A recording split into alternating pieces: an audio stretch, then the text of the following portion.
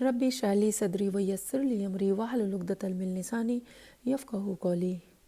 معزز سامعین اکرام، السلام علیکم ورحمۃ اللہ وبرکاتہ۔ 13واں پارہ۔ اس پارے میں 3 حصے ہیں: سورہ یوسف کا باقیہ حصہ، سورہ رعد مکمل، سورہ ابراہیم مکمل۔ سورہ یوسف کا باقیہ حصہ، اس کی تفصیل پچھلے پارے میں مذکور ہو چکی ہیں۔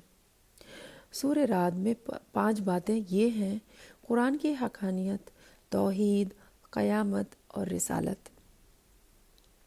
متقین کی 8 صفات اور اشقیاء کی 3 علامت۔ قرآن کی حقانیت، یہ نقطہ قابل غور ہے کہ جن صورتوں کا آغاز حروف مقطعات سے ہوتا ہے ان کی ابتدا میں عام طور پر قرآن کا ذکر ہوتا ہے۔ ان مخالفین کو چیلنج کرنے کے لیے جو قرآن کریم کو معاذ اللہ انسانی کاوش قرار دیتے ہیں۔ توحید، آسمانوں اور زمین، سورج اور چاند، رات اور دن، پہاڑوں اور نہروں، غلجات اور مختلف رنگوں، ذائقوں اور خوشبوؤں والے پھلوں کو پیدا کرنے والا وہی ہے، اور موت اور زندگی، نفع اور نقصان اسی کے ہاتھ میں ہے۔ اللہ نے انسانوں کی حفاظت کے لیے فرشتے مقرر کر رکھے ہیں۔ قیامت، مشرکوں کو تو اس پر تعجب ہوتا ہے کہ مردہ ہڈیوں میں زندگی کیسے ڈالی جائے گی، جبکہ در حقیقت باعث تعجب بعد الموت نہیں بلکہ ان لوگوں کا تعجب سے یہ کہنا باعث تعجب ہے۔ رسالت، ہر قوم کے لیے کوئی نہ کوئی رہنما اور پیغمبر بھیجا جاتا ہے۔ متقین کی 8 صفات اور اشقیاء کی 3 علامت۔ متقین کی 8 صفات: وفاداری و صلہ رحمی، خوف خدا، خوف آخرت، صبر، نماز کی پابندی، صدقہ، برائی کا بدلہ اچھائی سے۔ اشقیاء کی 3 علامت: وعدہ خلافی، قطع رحمی، فساد فی الارض۔ سورہ ابراہیم میں 5 باتیں یہ ہیں: توحید، رسالت، قیامت، چند اہم باتیں، 6 دعائیں۔ توحید، تمام آسمانوں اور زمینوں کو اللہ نے بنایا ہے۔ اس نے آسمان سے پانی اتارا، پھر انسانوں کے لیے زمین سے قسم قسم کے پھل نکالے اور پانی کے سواریوں اور نہروں کو انسانوں کے تابع کر دیا، اور سورج اور چاند اور رات اور دن کو انسانوں کے کام میں لگا دیا۔ غرض جو کچھ انسانوں نے مانگا اللہ نے عطا کیا۔ اس کی نعمتیں اتنی زیادہ ہیں کہ ان کی گنتی بھی انسان کے بس کی بات نہیں۔ رسالت، اس کے ضمن میں کچھ باتیں یہ ہیں: نبی علیہ السلام کی تسلی کے لیے بتایا گیا کہ سابقہ انبیاء کے ساتھ بھی ان کے قوموں نے اعراض و انکار اور عداوت اور مخالفت کا یہی رویہ اختیار کیا تھا جو آپ کی قوم اختیار کیے ہوئے ہے۔ ہر نبی اپنی قوم کا ہم زبان ہوتا ہے۔ پچھلی قوموں کے مکذبین کے کچھ شعبات کا ذکر کیا گیا ہے۔ اللہ تعالیٰ کے وجود کے بارے میں شک بشر رسول نہیں ہو سکتا، تقلید آبا ان شعبات کی تردید کی گئی ہے۔ قیامت، کافروں کے لیے جہنم اور مومنوں کے لیے جنت کا وعدہ ہے۔ جنت کی نعمتوں اور جہنم کی ہولناکیوں کا ذکر ہے۔ روز قیامت حساب کتاب ہو چکنے کے بعد شیطان گمراہوں سے کہے گا کہ جو وعدہ خدا نے تم سے کیا تھا وہ تو سچا تھا، اور جو وعدہ میں نے تم سے کیا تھا وہ جھوٹا تھا۔ میں نے تم پر زبردستی نہیں کی تھی، تم خود میرے بہکاوے میں آ گئے تھے۔ اب مجھے ملامت کرنے کے بجائے اپنے آپ کو ملامت کرو۔ چند اہم باتیں: شکر سے نعمت میں اضافہ ہوتا ہے اور ناشکروں کے لیے اللہ تعالیٰ کی سخت عذاب ہے۔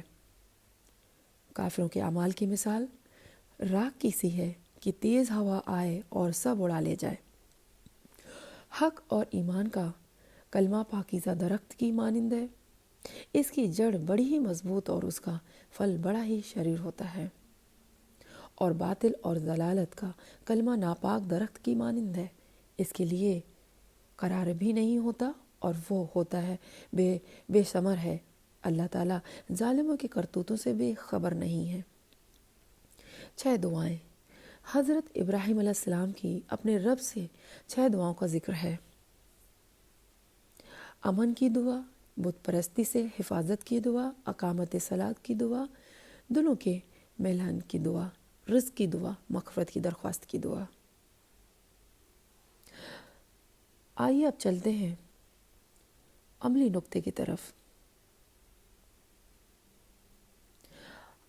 عملی نقطے یعنی عمل کرنے کی باتیں۔ قرآن مجید میں آگے بھی یہ آیا ہے کہ کبھی بھی اپنے نفس کو پاکیزہ نہ سمجھیں، ہمیشہ دعا کرتے رہیں۔ نفس میں مبتلا نہ ہوں اور اللہ سے ہمیشہ اس کام کے لیے دعا کریں اور غلط کام سے رکنے کی دعا کریں اور اپنے نفس کی پیروی نہ کریں۔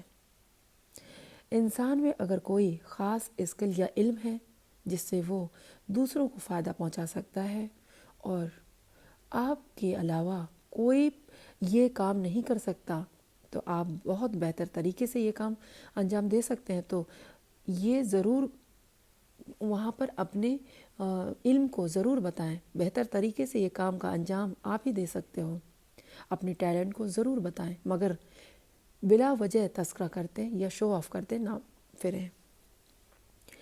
جتنی مشکل حالات سے آپ کو گزارا جاتا ہے اور جتنی ہی صبر کا مظاہرہ آپ کرتے ہیں، اتنا ہی بڑا اللہ کی نعمت آتی ہے، اتنی ہی بڑی اللہ تعالیٰ کی طرف سے نعمت دی جاتی ہے۔ جب ہم کسی سے وعدہ کرتے ہیں، کوئی معاہدہ کرتے ہیں، تو اللہ ہمیں دیکھ رہا ہوتا ہے، اور جب اس سے پھر جاتے ہیں تو اللہ پکڑتا ہے۔ نظر بد برحق ہے، آپ نے فرمایا نظر بد انسان کو قبر میں اور اونٹ کو ہانڈی میں پہنچا دیتی ہے۔ نظر کے لیے، اپنی پروٹیکشن کے لیے صبح اور شام کے اذکار ضرور پڑھیں۔ یہ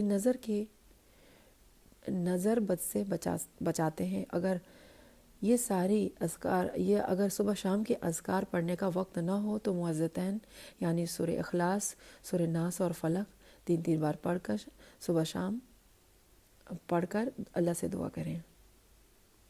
دوسروں کو معاف کرنا نیکیوں کا، دوسروں کو معاف کر دینا یہ نیگیٹو تھنگ ختم کر دیتی ہے، یعنی کسی کو معاف کر دینے سے نیگیٹیوٹی اندر کی انسان کی ختم ہو جاتی ہے۔ اپنا فوکس دنیا سے ہٹا کر آخرت میں کر دیں۔ لوگوں کے تلخ رویے پر نرم رویہ رکھیں، اچھی محبت کی دعا مانگیں، دنیا میں بھی آخرت میں بھی۔ ڈر اور امید کو ساتھ رکھیں، لیکن امید غالب ربانی ہی ہونے چاہیے، یعنی اللہ سے ہی امید رکھنی چاہیے۔ ہر شخص کے آگے پیچھے اللہ نے نگران مقرر فرشتے پروٹیکشن کے لیے فرشتے بھیج رکھے ہیں، یعنی ان کے نگرانی کرتے ہیں۔ رعد ایک فرشتہ کا نام ہے جو بادلوں کو چلاتا ہے۔ رشتہ داروں کو گفٹ دیں، جو محتاج ہیں ان کو بھی، جو نہیں ان کو بھی۔ اس سے رزق عمر میں اضافہ ہوتا ہے اور قبر کے حساب میں آسانی ہوتی ہے۔ دل اللہ کے ذکر سے ہی اطمینان پاتے ہیں۔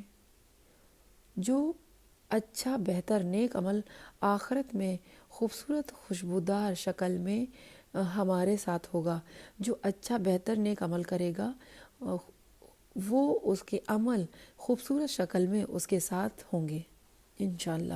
اللہ تعالیٰ سے دعا ہے کہ اللہ تعالیٰ ہم سب کو جو ہم نے سنا اس پر عمل کرنے کی توفیق عطا فرمائے، کہنے سننے سے زیادہ عمل کرنے کی توفیق عطا فرمائے۔